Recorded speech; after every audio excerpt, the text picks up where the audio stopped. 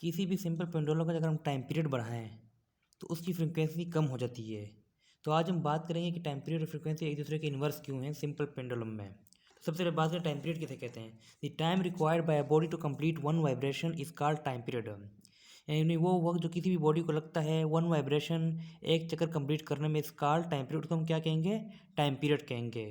तो one vibration किसे कहते हैं, वन वाइब्रेशन यानी एक चक्कर को कहते हैं। यानी हमारा सिंपल पेंडुलम का बॉब पोजीशन ए में है तो ए से बी की तरफ जाने में, वापस बी से ए की तरफ आने में तो कितना टाइम लगेगा, तो उस टाइम को हम क्या कहेंगे, टाइम पीरियड कहेंगे। तो अब बात करते हैं फ्रीक्वेंसी किसे कहते हैं। फ्रीक्वेंसी कहते हैं the number of vibration in one second is called frequency. यानी एक सेकंड में कितनी वाइब्रेशन हो रही है तो वो क्या है, हमारी फ्रीक्वेंसी है। यानी एक सेकंड में कितने चक्कर कंप्लीट कर रहे तो वो हमारी क्या है, फ्रीक्वेंसी है। तो अब बात करते हैं कि ये दोनों एक दूसरे के इन्वर्स क्यों है।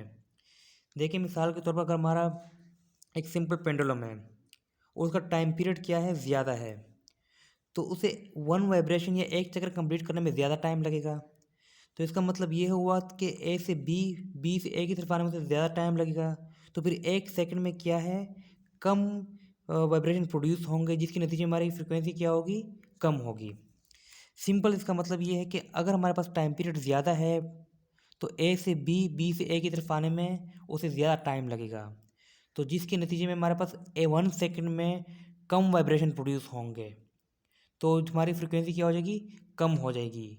और अगर हमारे पास फ्रीक्वेंसी ज़्यादा है तो इसका क्या मतलब है कि एक सेकंड में तेज़ से वाइब्रेशन प्रोड्यूस हो रहे हैं। यानी एक सेकंड में वाइब्रेशन तेज़ से प्रोड्यूस हो रहा है तो उसका मतलब क्या है कि उसको ए से बी और बी से ए की तरफ आने में कम टाइम लग रहा है। तो ये इसका मेन कंसेप्ट है कि कैसे टाइम पीरियड और फ्रीक्वेंसी एक दूसरे के इन्वर्स हैं। यानी जब हम टाइम पीरियड को बढ़ाएंगे तो उसे ज़्यादा टाइम लगेगा एक चक्कर कंप्लीट करने में या वन वाइब्रेशन कंप्लीट करने में। तो जब ज़्यादा टाइम लगेगा तो फिर वन सेकंड में कम वाइब्रेशन प्रोड्यूस होंगे, जिसके नतीजे में हमारी फ्रिक्वेंसी क्या होगी, कम होगी। तो टाइम पीरियड और फ्रिक्वेंसी इस तरह एक दूसरे के इन्वर्स हैं। इसको हम दूसरे एग्जाम्पल से भी समझ सकते हैं। अगर मिसाल के तौर पर हमारे पास टाइम पीरियड वन सेकंड है, तो अगर टाइम पीरियड वन सेकंड का मतलब क्या हुआ कि ए से बी, वापस बी से ए की तरफ आने में से कितना टाइम लगेगा, वन सेकंड लगा।